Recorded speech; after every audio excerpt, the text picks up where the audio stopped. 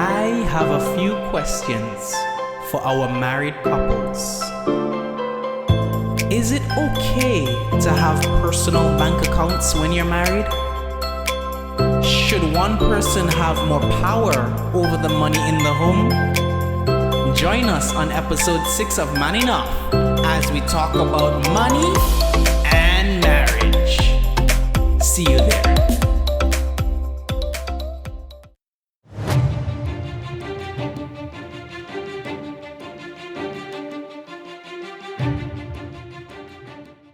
Good afternoon, everyone. Good afternoon to all. We are grateful to have you back this afternoon as we are on our 6th episode of Man Enough. To God be the glory, great things He hath done. And with me today, I have my beautiful God sent lady, sent by God Himself, my wife, Sister Kazia Tittle. Glad to have you with us today, Sister Tittle. Glad to be here, Pastor Tittle. Right. Sister Tittle, she comes from the Helen of the West, St. Lucia. She is an educator by profession as she teaches at the Arthur Waldron 7-Day Adventist Academy. She loves young people. She is, as I mentioned, Lucian by birth. She is Antiguan by association. And as I mentioned last week, she's Dominican by boat. In Jesus' name, as I am as well. So we are happy to have you with us as you are co-hosting today. And I'm your host, Cadique Tittle. And with us, we also have some wonderful God-fearing couples. And I will allow the men to introduce themselves as well as their wives. This is the second time that we are having ladies on the show, and we are so grateful to have you guys. I find that you guys add a little pizzazz to the show. So I'm really happy to have you guys today. So Pastor Thorne, we'll start with you. Please introduce yourself and your wife. Let us know who you are, where you're from, that kind of stuff. All right. I am Pastor Thorne, Pastor Colin Thorne. I am from Barbados, grew up in the United States. I am currently the Executive Secretary of the East Caribbean Conference of Seventh-day Adventists. And I have next to me my beautiful and wonderful wife for close to 30 years, Janice. And I'm sure she wants to say hi. Hi. Thank you very much. I love to see that, man. I love to see that. Grateful to have you, Pastor and Sister Thorne. And the Seeleys, Elder Roland, I'll give you the privilege to introduce yourself and introduce your wife. Okay, thank you. I am Roland Seeley, and this is my lovely wife, Rachel. We've been married for 27 years. We have 2 young adult children, 20 and 21 years old. We are affiliated with the University of the Southern Caribbean. My wife is the chaplain there, and I am the chair of the education department. And so we both love the prospect of preparing young people for marriage, and so much so that we've started our own ministry. And that's why we're sporting these t-shirts today. Not to take over your program, but just to say that the success of marriage is something that we are on a mission for. So we want to thank you for this opportunity. So my lovely wife, her smile and everything, and yes, I love sitting next to her. Amen. In Jesus' name, amen. Glad to see and hear that, man. And that's okay. That's okay. Not taking over the show at all. This is all about family life, young people, men, man enough. So I'm grateful to have you on and grateful for your ministry. Both couples, grateful for your ministry today. All right. So as we begin our discussion here today, we're going to highlight a common phrase that is commonly used, especially in the context of relationships. And it goes like this: what's mine is yours, and what's yours is mine. Just earlier today, I was using my husband's phone because mine was dead. And he came in the room and he was like, "But babe, my phone was on 100%. And now it's on 87%. You see, you lowering my battery." And so I looked at him and I said, "But babe, I mean, what's yours is mine, not so." And so the question is, as a general principle, what should what's mine is yours and what's yours is mine mean to a married couple? We can start off with the Thorns. Well, we used to have a little joke well, my wife more so than I, she loved to say, what's yours is mine, and what's mine is mine. And of, of course, she didn't mean it. It was a joke that we had. But basically, whatever belongs to her belongs to me, and vice versa. The thing about it is that even the Bible talks about this, that when we became one flesh, that her body is my body and my body is her body. So basically, the two have become one. So we share whatever we have. Whatever is mine is hers. And I don't withhold anything from her. Even the title deeds to our property, it has two names on it. It has my name and it has her name. So the water bill, it has both of our names. No one can contest what we have, because if something happens to me, everything goes to her. And if anything happens to her, God forbid, everything comes to me. So, in that sense, whatever is mine is hers, and whatever is hers is mine. Is that true, sweetheart? Just want to make sure we are still on the same page. Right? I'm ready to say what's mine is mine, what's his is mine. So I agree. I hear you. Definitely. The Sealies, what do you have to say on this particular question? How should a married couple understand that phrase? What's mine is yours and what's yours is mine? Well, I think Pastor Thorne shared it very eloquently, and according to our faith, it definitely is so. Whatever we share in a marriage is really both our asset. What you come into the marriage with, what you create in the marriage belongs to both of you. The challenge, just to add to the conversation, not to repeat, the challenge, of course, of that comes when perhaps there may be an older couple, or there may be a separation for the couple.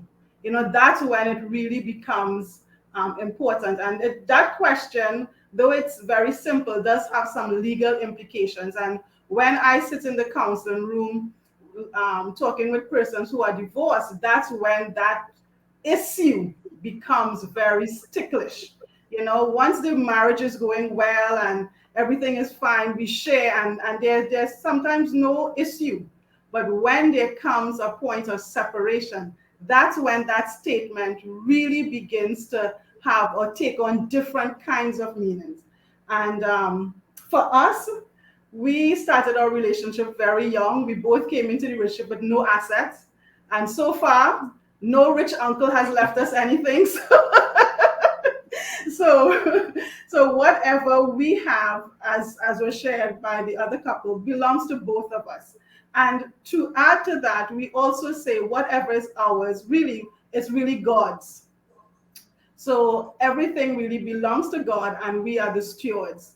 So our time, our money, our children, our house, our income really belongs to God, and we take responsibility for it together. I think we could depart from that statement when it comes to interest and hobbies and things like that. There could be a departure from that statement, because we may have separate interests, and we may invest our time in different directions, and I may not even, for instance, my hobby, I have a woodworking hobby, and my wife has no interest in it. And so the tools and so on are mine, but to maintain the whole idea of unity, she has access to it. She can go to the tools at any time. She can ask anything about the tools. She can lend the tools if she wants to without consulting. And so it's a whole question about access. I think there can be some what's mine is mine, because they're difference in interests and so on, and hobbies and so on. But the whole point of access I have access to what is his, she has access to what is mine. And that was actually the follow-up question, that in light of what's mine is yours, what's yours is mine, should there be any boundaries around that? I know that you guys would have just commented on it, Elder Seeley and Sister Seeley. What about you, Pastor and Sister Thorn? Do you think that there should be any boundaries around this saying, what's yours is mine, what's mine is yours? I think the fact that we become one, then what we have, there is no need for boundaries. Because if you have boundaries, it's going to create some mistrust dependent on what transpires. So I think it is best if you have access to what I have and I have access to what you have. Of course, we would have to ensure that our communication is clear, because we don't want a situation where we have money and I planning to do one thing with it and you're planning to do something else with it. But that's where we would have to communicate and decide how we are going to use what we have. That's right. Boundaries create limitations as well, especially if you're playing on the same team. It limits you in doing certain things. There must be an understanding in the relationship. If I, as was mentioned, if I lend out, if my wife lends out one of my tools, my screwdriver, at least she should respect me and love me enough to say, I loaned the screwdriver out to such and such. There's no problem with her lending anything out, but it's important for communication. Once you can communicate and you have this understanding throughout your relationship, I don't see an issue. So boundaries can create limitation. It can prevent you from going, thus far, no further, right? So in removing limitations, especially when it comes to the one you trust and love, there is no problem there, all right? And it's important that you don't have trust issues, because the minute you have trust issues, everything done. Okay, the minute you have trust issues, everything done, as Sister Thorn says, which leads me to the next question. As we're talking about boundaries, respect, and communication, and all of that, it brings me to the question, when it comes to money, we're talking about money today, money and marriage. So when it comes to money, is it okay for one person to have, quote unquote, more power over the access to and the spending of the money? I will start with the Seeleys. What's your perspective on this question? Okay, so when it comes to money, is it okay for one person to have more power? The thing about it is that money is really power, and whoever has the most money has the most power. You know, that's the that's the reality.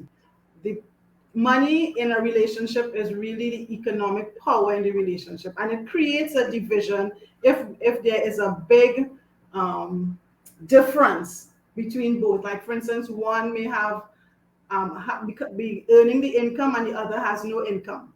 So definitely money is the power issue in relationships, whether you like it or not.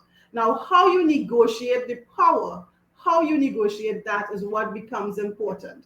How you share that power becomes important, you know, and certainly I think going back to the first foundation that was laid, that when we join together we become one, then there should really be that mindset that this is a shared relationship and that power is shared and it is not used in an abusive way or used to make anyone feel less than.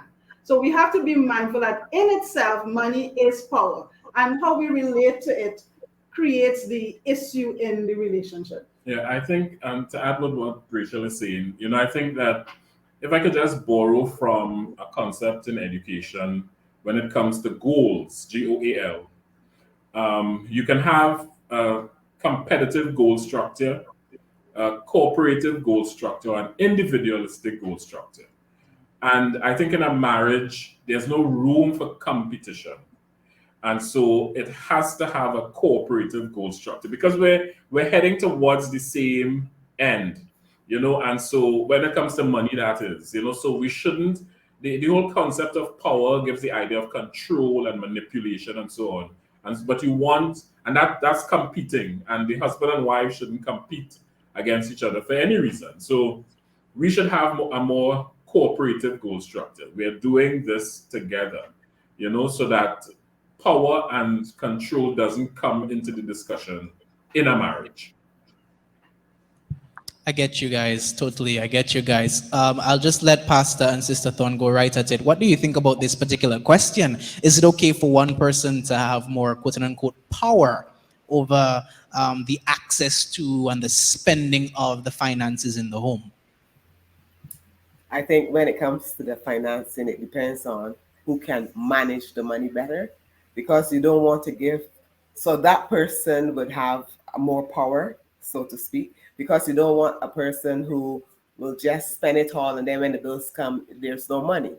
So even although they may be the head of the home, but then if you have two individuals who both of them are able to manage the finances, then the head of the home, it's no problem with him having the power to make the last decision, the last call. But then in every situation, even although you may have the power, like Rachel said, money is power, the money is ours. So we both have the power. So we will collaborate on the decisions that are made. My perspective on this is that, and I agree with my wife. I don't see it as power, personally.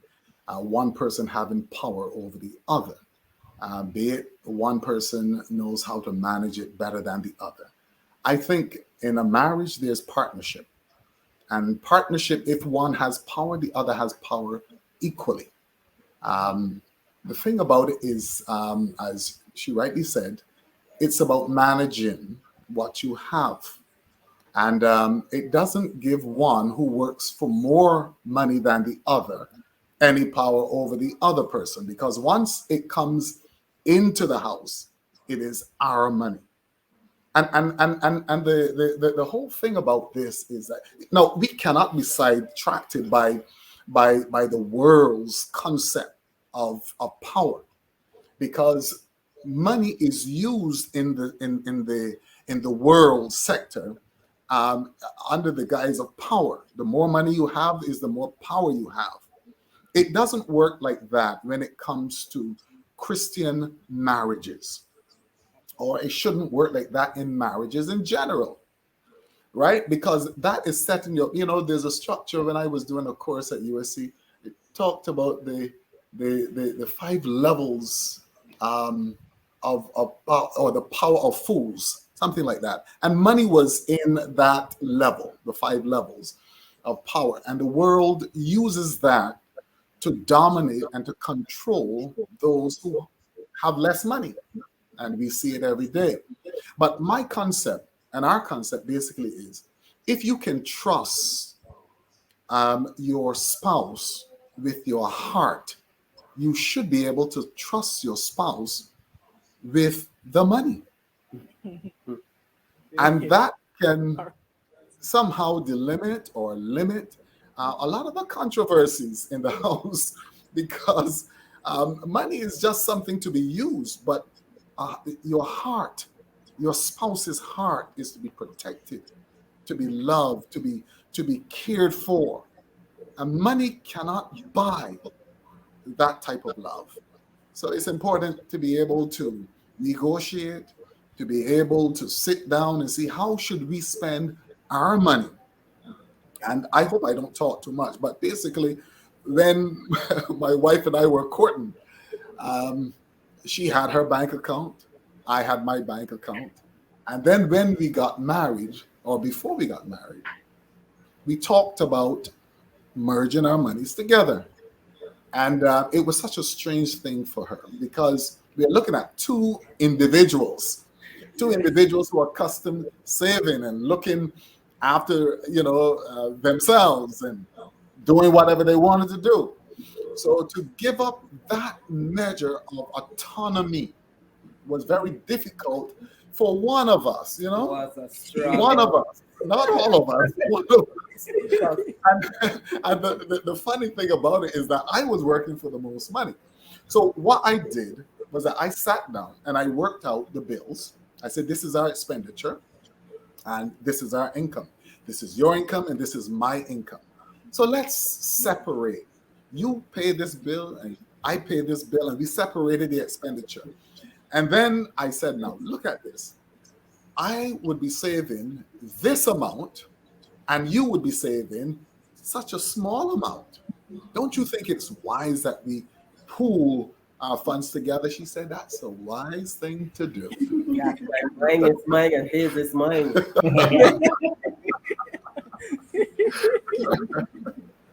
You know, money is such an emotional commodity, and whereas what we are saying here is the ideal, there's a lot of emotions or emotions that go with spending money, making the budget, how money is spent at home, because we have um, ties to, or how should I put it, we put our energy into making money.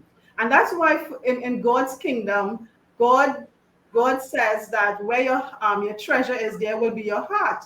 You know, and as Thorn said, Pastor Thorn said that when you trust somebody, you can share the money.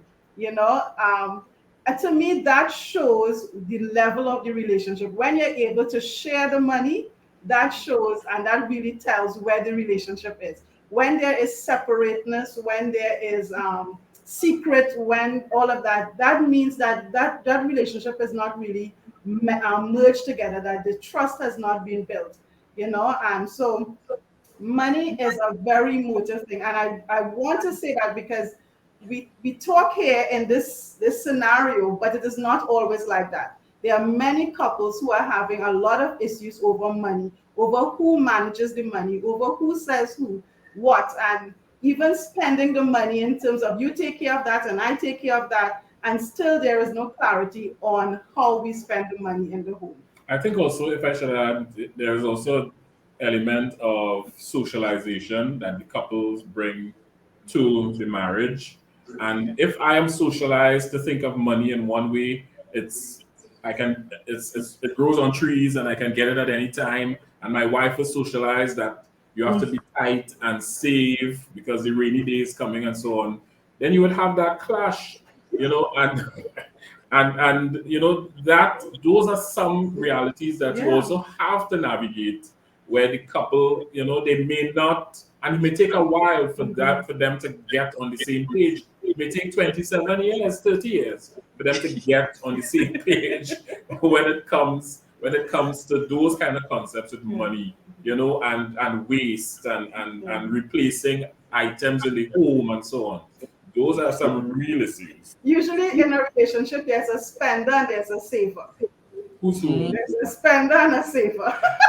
I love to spend, and I have no apologies for that. I love to spend. And that's where the clash Money. comes in. And even when you have budgets and stuff like that, you really have to come on the same page. And that takes time, but it takes an open discussion, it takes sharing, it takes sometimes errors, it takes fights, you know, but really getting on the same page is important because that is an emotional thing.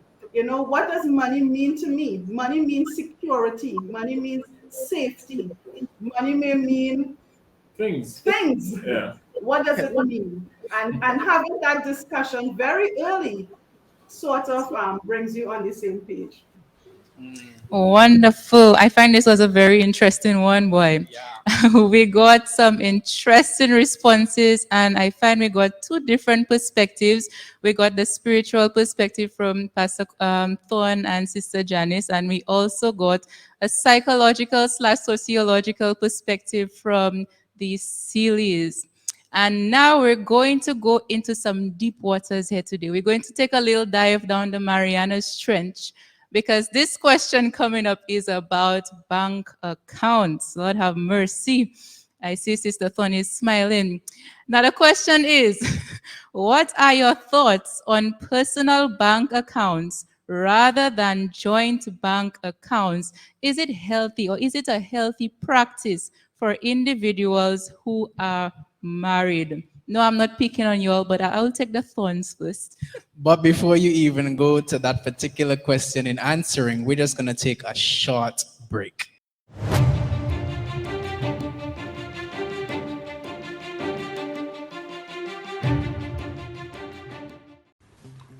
Are you indecisive about the choice for your child's secondary school education? Here ends your worry. I welcome you to the Arthur Waldron Seventh-day Adventist Academy, where academic excellence is fostered in a spiritually charged environment. We offer a holistic curriculum which prepares your child for service in this world and for eternity. We take care of the hands by having your child engaged in extracurricular activities. Your child will be engaged in a strong community outreach and volunteer program. Our engaging weeks of prayer, lively chapel sessions, and a whole array of spiritual programs will definitely take care of their hearts. At the Waldron SDA Academy, we take care of the whole child. Secure your space. Register your child for a new school year. Contact me at 277-7134 or 445-5152. Make a choice you will never regret. Waiting to welcome you to our caring and compassionate school family.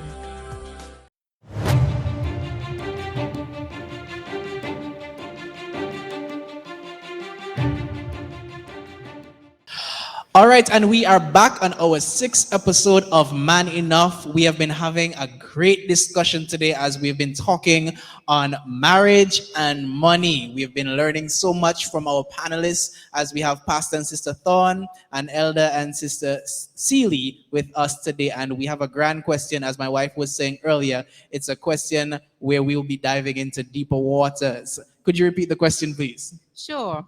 What are your thoughts on personal bank accounts rather than joint bank accounts? Is it a healthy practice for individuals who are married? And like I said earlier, we'll go with the Thorns since we heard that Sister Janice had a little struggle here. Thank you very much. Personally, I do not have an issue with personal bank accounts. When we started out, my wife and I, when we started out, that was our compromise, that we would maintain a personal bank account for her and a personal bank account for me. And we would pool most of our monies together as a joint account. That was just the entrance to joint account, to joint account. What happened as we proceeded through, as we grew more and more in love, and as we grew to trust each other more, especially when it came to finance, and our individuality began to decline a little bit, and our singleness psychologically began to embrace marriage even more, is that we thought that the extra personal account was, basically not the best route. And we ended up having a joint account. Now, our concept back then was that, hey, when we budget, the savings that we get from the personal account, we will put it into this literally personal account from the budget. And if you want to buy birthday gifts and little things for ourselves, we can use our personal account.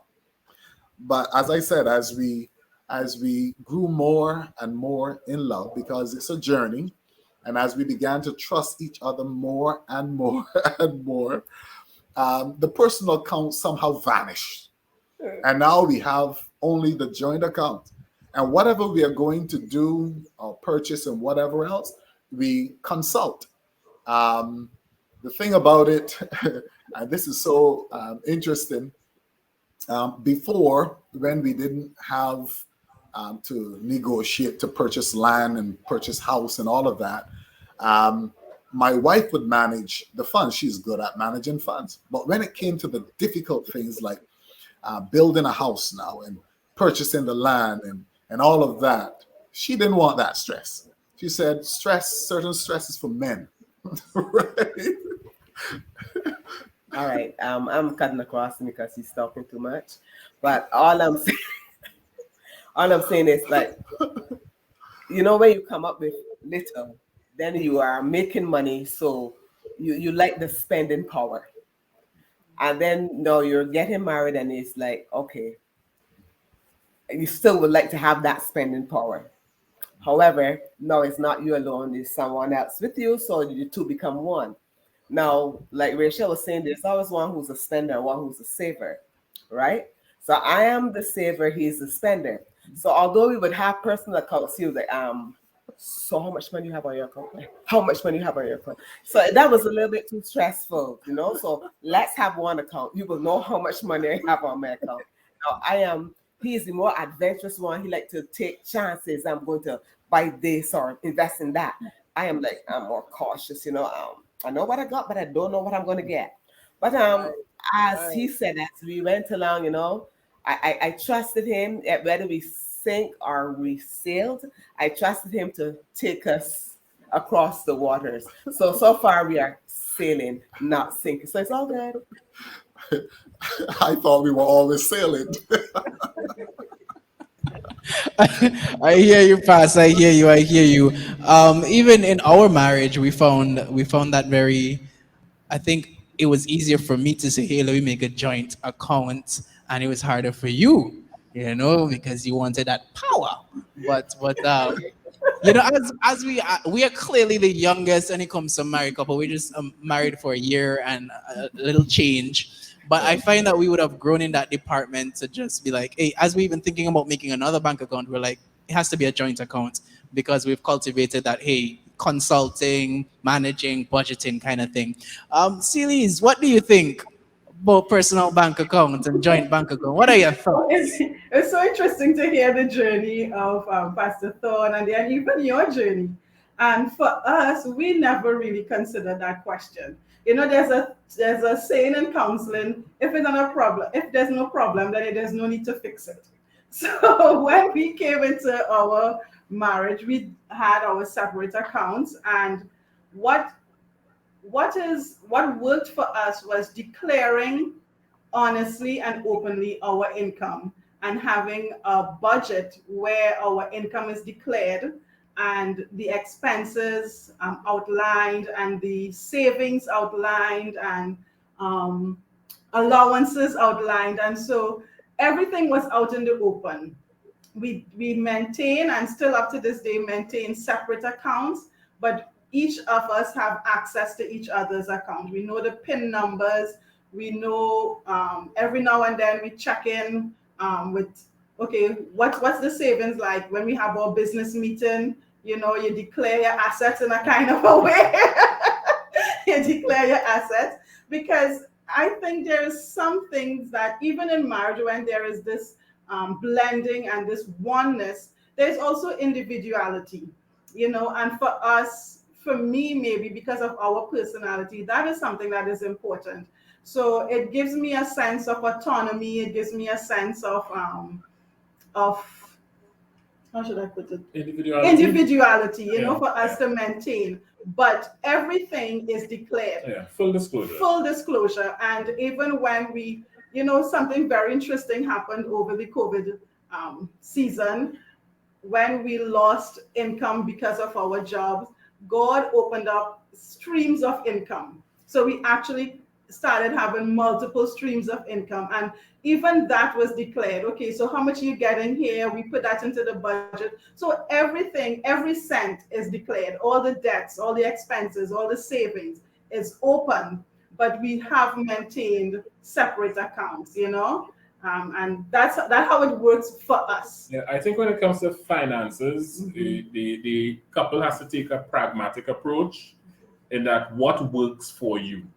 And if it works for you, if it works for this couple, then it will be kind of naive of me to think it will work for that couple. Right. So we cannot. So we're sharing our experiences, but the couple has to find what works for them, and this works. I wouldn't want to go any other way because this arrangement works for us.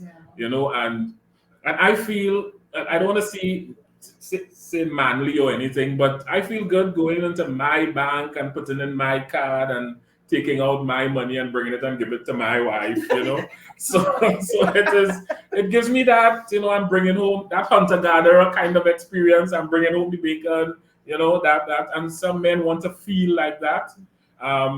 She may like Republic Bank. I prefer Royal Bank, and so we have those kinds of personal differences. That doesn't really matter one way or the other, but it still gives you that individuality. And I think that's a kind of necessary feeling, especially for the male, that not control or power or supremacy or anything, but just that whole idea of this is me doing this for us, for you, Okay. All right. I just Go wanted ahead, sister. I wanted to add, joint accounts become very important, especially when you're building assets and you're looking for loan and you're looking for what do you call that? The mortgage. For mortgage and stuff. Collateral That's and collateral. So pooling your resources together to form a collateral level, it becomes important. But it's neither right nor wrong. There's no cultural script. It's what is working. What I believe is always important is full disclosure. So whether it's separate account, whether it's joint account, for the relationship to work, there must be or should be full disclosure. Yeah, I get you. I get the principle. I can agree with the principle of what both couples are saying. Total transparency, unity, togetherness, whatever works for you. Once you're able to maintain those principles, then go right ahead. But I guess as Sister Celie was doing, question your motives. Ask yourself the questions: why am I doing this? And once it's healthy, godly, then go right ahead. And I just want to add in there to questioning your motives and doing some introspection, especially when it comes to an aspect like that, is very important because I know for me personally, one of the reasons why I wanted a personal bank account at the idea of being married is that so that I could have my freedom to spend. So I'm the spender in the in the relationship, right. but he is the saver. And of course, I was coming from a background where my mother was the one who was doing all the managing of the money because my dad is the spender. And so now it got to a place where maybe trust was not really there because then mommy would have to always be watching, wait, you spend this amount of money on this hair, oh boy. And that is like, but that is something I like, that is something I wanted. And so that made me realize that the aspects of trust, of respect, of understanding in a marriage, it makes it so much easy to be able to come to that place of maybe having a joint bank account because then you know that okay, you get to keep your individuality because then your partner respects that there are certain desires that you have. And of course, there's a level of trust and understanding as well to know that, okay, yes, I'm a spender, but then communication is key to keep each other accountable as we go along in that journey.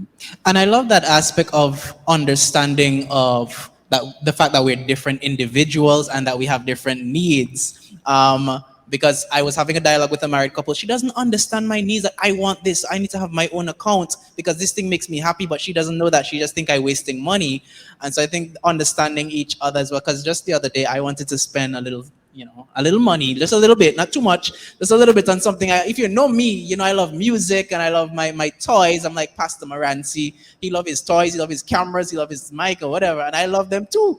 And I want them. So she knowing me, and that would make me happy. She bought it. We bought it together, and every time she see me on it, she just smile and she just look at me because she knows it's making me happy. Which brings me to my next question, though. Our next question is on private accounts. What are you? I know that basically we've alluded to it in terms of private accounts, but I just want to zero in on your thoughts Is it toxic? Is it okay under certain circumstances for individuals within that marriage to have private accounts? That is an account that the wife or the husband doesn't know anything about, whether or not you came into the marriage with that account and you didn't declare it or whatever. At any point in time, under any circumstance, would it be okay to have a private account? You can just speak on it briefly. I'll start with the thorns. I think having a private account indicates that there are some trust issues. Because I mean, one that your spouse doesn't know about at all. So it's saying like, if anything happens and I need money, I can get it. I can, if we need to go our separate ways, whatever, I have money put aside. So it's like you're saving for a rainy day because you're expecting a rainy day.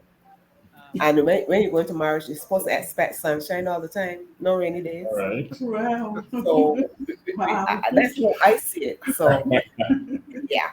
So that's how I think about a private account. Because if you have an account that your husband have access to, like what Rachel was saying, it's fine with that. But not to knowing, it makes me think that something is going on. Sorry. That creates secrets. Secrets within your relationship, your marriage relationship. And secrets can become poisonous to any relationship. Let's say, for example, your wife receives an inheritance and she keeps it from you. And you discovered somewhere along the line, or you heard somebody say something about what your wife has inherited. And to hear it from someone outside can create conflict within the relationship. It doesn't matter whether it's a mature relationship or a young relationship.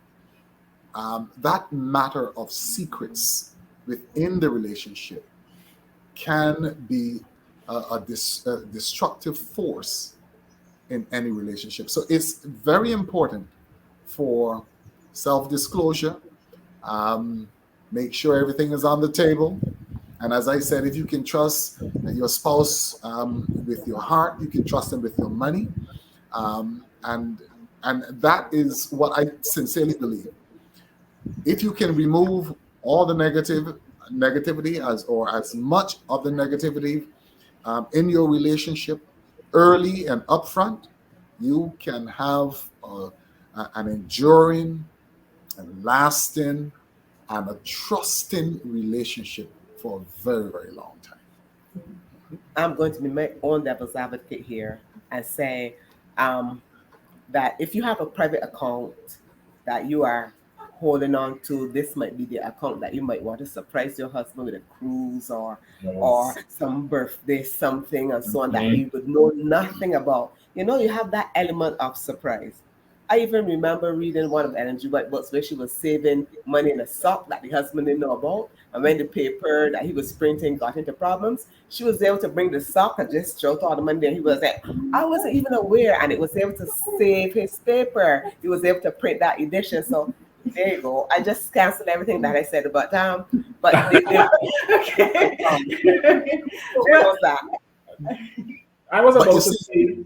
Yes, sir, go ahead. Okay, you guys go ahead. No, I was about to say that,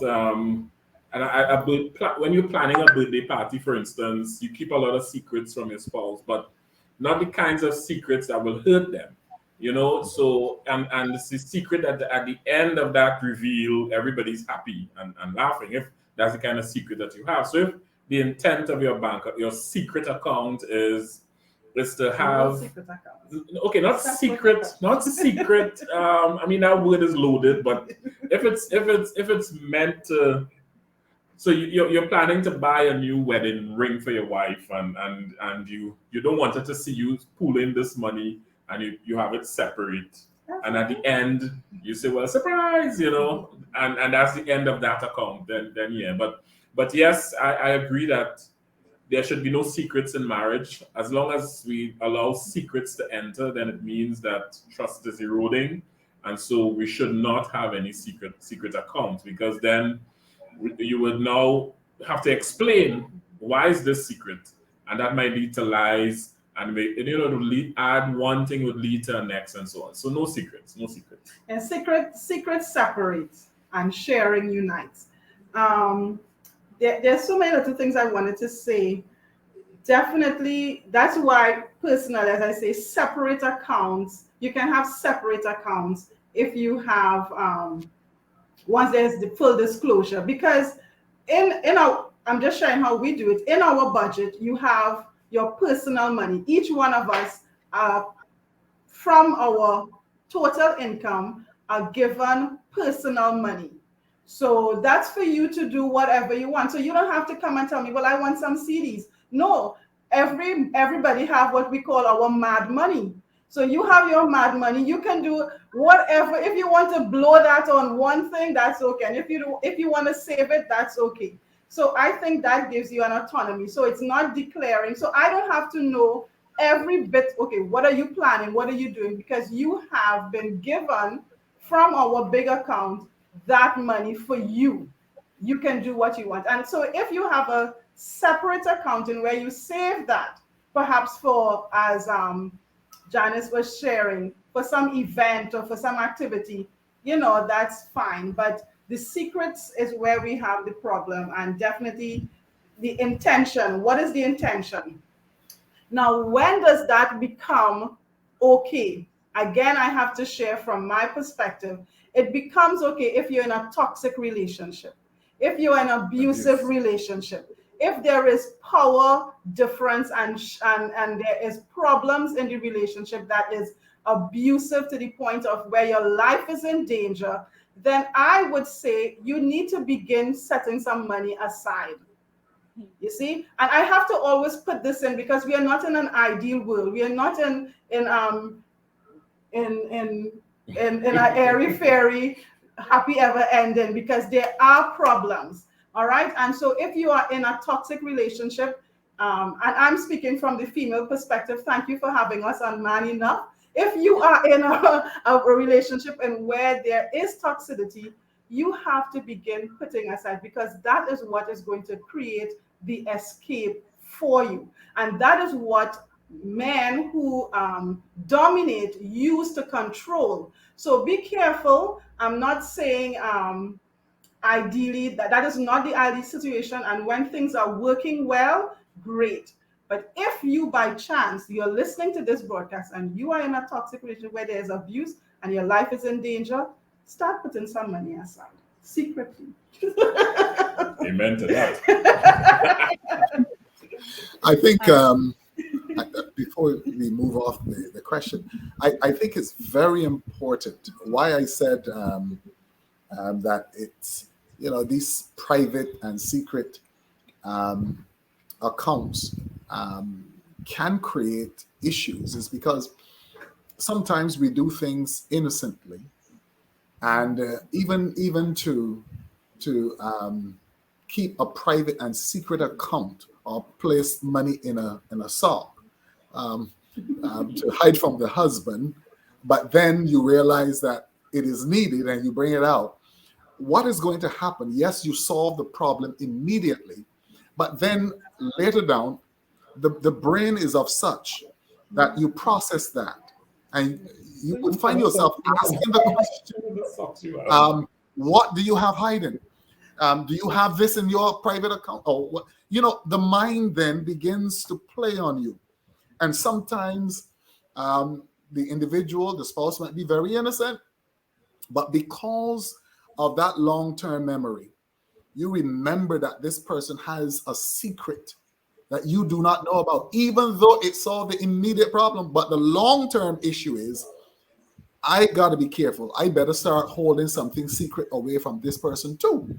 And it then begins to build and build and build until that beautiful relationship is eroded with secrets and whatever else. If she can do it, I can do it too. If he can do it, I can do it too. And it escalates from one thing to another. As Rachel rightly said, basically we are two imperfect people in an imperfect world trying to serve a perfect God. Sometimes it's so hard to do right, and we can destroy ourselves. Man is constantly destroying himself. by these negativities, and we know how to destroy other people too by negativity. Just drop a little word of negativity and it can hurt somebody. All right. So we have to be very careful with these secrets and these private things. If you're in a relationship, if you're in a toxic relationship, and there seem to be, as Rachel said, there seem to be this relationship is not getting any better. You need professional help, and I hope both individuals will seek professional help. If one refuses professional help, you know that this relationship is not going to get any better. Both must see the need to seek help. All right? And hiding and whatever else from each other isn't going to help the relationship, it's going to destroy it. And I guess that is another subject for another time about unhealthy and abusive relationships. All right. I just want to say one short thing. When you go into a marriage, you shouldn't leave a back door open so that you can quickly escape. You go in for keeps, no back door. Just saying. All right, wonderful, wonderful. And so we've learned that, of course, in this life, we have a lot of exceptions because we live in an imperfect world. But then the ideal is that we continue to work it with transparency with each other so that the level of trust can be maintained in our marriage, so that we can fulfill the ideal purpose that God has for us here on this earth. And also, like Sister Johnny said, leave a back door open just in case. All right, our next question. Our next question. Money is one of the major causes of conflict in marriages. What are some of the ways that a couple could go about minimizing on arguments pertaining to finances? And we're going to be discussing this question right after our break.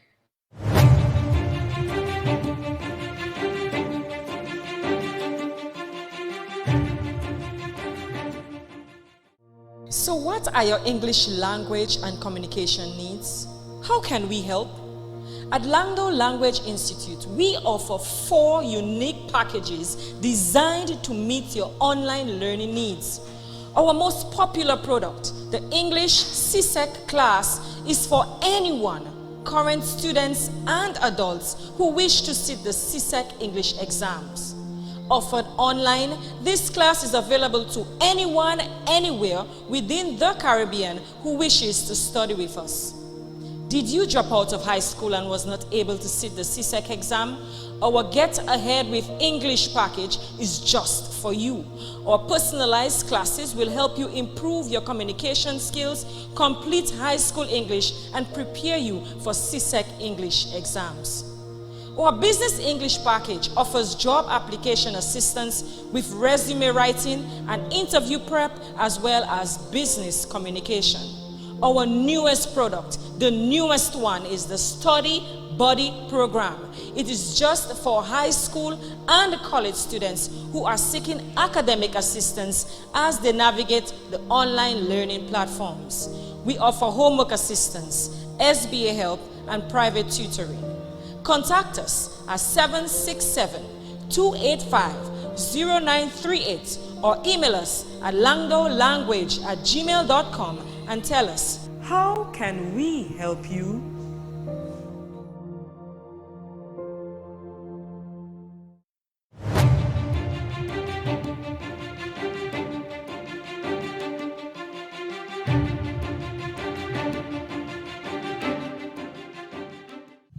And we are back on our 6th episode of Man Enough. And our topic today is Man enough to share the LAJAN. man enough to share the money. And we've been talking about money and marriage today. We've been having a good discussion. Unfortunately, we're coming down to the end of our discussion today. And we are currently discussing the question. Money is one of the major causes of conflict in marriages. What are some of the ways that a couple could go about minimizing on arguments pertaining to finances? And with this question, we're going to be starting with the Sealies. What do you think as it pertains to this final question?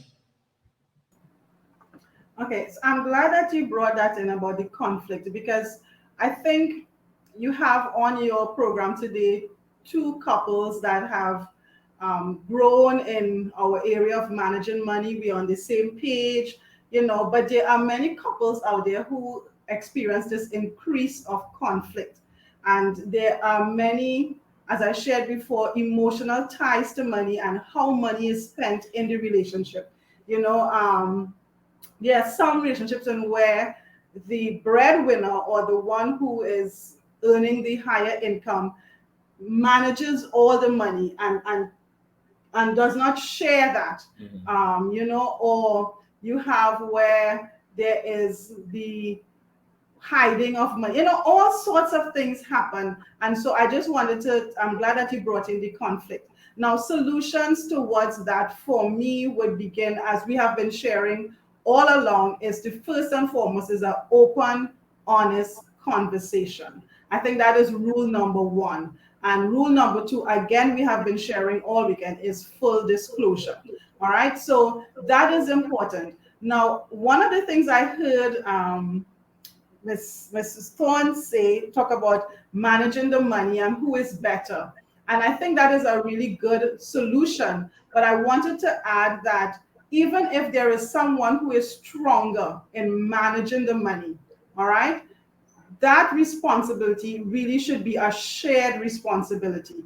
And the one who does not know how to manage the money should learn how to manage the money, either by doing some sort of training or so, because managing the finances, and I think Janice said that for some things it's very stressful. And if one person has to keep doing that all the time, it sort of wear and tear on you. So it is really a shared responsibility. And the one who doesn't know should learn, because if anything is to happen to the one who manages, what is going to happen, So I would say the three takeaways: one, to admit that this is an area of conflict, that especially for men, I mean, we're talking about man enough.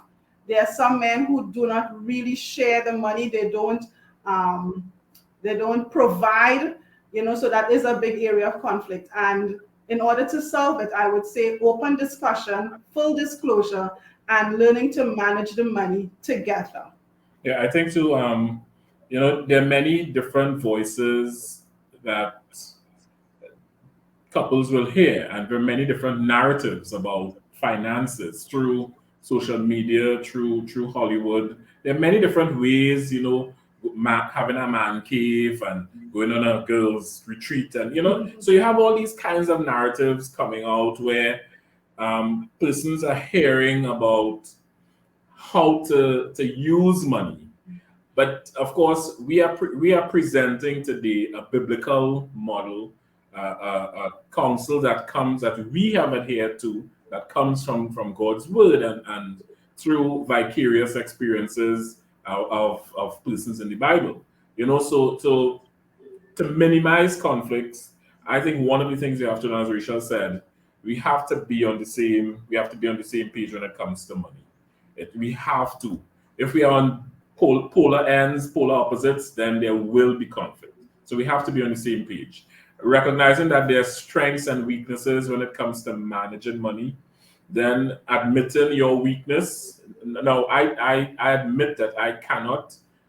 Well, I shouldn't say cannot, because when the responsibility was thrust upon me, I had to do it.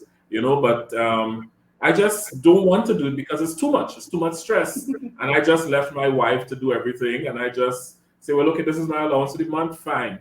But 1 month she admitted to me that, sometimes you can do the budget. You can do the finances, because it's a lot. And now I have become involved. Not recently, but I've become involved. And it has lightened the load and so on. So even in the good management, there can be conflict, because it can become a stressful activity. The prices in the supermarket are going up, and my wife will be quarreling, and I would be like, okay, well, just don't do this and put it there, and so it can create some kind of stress. So we have to minimize that stress. You have to learn, if you're the weaker one, you have to learn how to do it. Stop listening to the narratives outside there that are unbiblical, that are not wise. Just one final thing I want to say. Ananias and Sapphira agreed to cheat. You know, they want one head. You know, so even coming together and agreeing, the finances can become something that is dangerous even to the couple. You can agree they might agree to say, well, let's not pay tithes this month, and let's get this thing that we need. You know, so and one would have to say, no, we can't do that. We have to return the tithes. You know, so agreement is not always keep the counsel of Ananias and Sapphira. They colluded to cheat and to lie to the man of God, and look what happened to them. So one has to have the strength. If the stronger one sees the weaker one making some unwise decisions, that person has to step up and stand up and say, no, we're not going that way. So there will be some conflicts. Yes. Thank you so much to the Seeleys. Pastor, Sister Thorn, what are your thoughts? What are some tips you can give individuals who are struggling with conflict over finances in the home? I think the racial, the Seeleys. I was at school with Rachel. So the Seeleys, I found were quite comprehensive in their input. With their input, I just like to stretch a little further. We need to disabuse our minds of the fact that because we are men, we know how to manage the money. Some wives can manage the funds way better than us men. We might have come along and we would have seen our fathers coming home and giving our mother just a little change, and she had to manage that by buying groceries and clothes and a whole bunch of stuff. And she never knew what he did with the rest. We probably came along in that era. But we need to understand that sometimes men aren't very good at managing money. We waste money. We buy all little things that doesn't help the family in any way. You know, when my wife mentioned that I'm the spender, she didn't say that I'm the one who buy her clothes, used to buy her clothes when I traveled and all of that.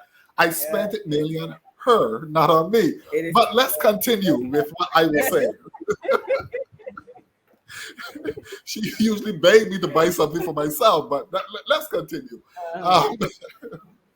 A budget is very, very crucial.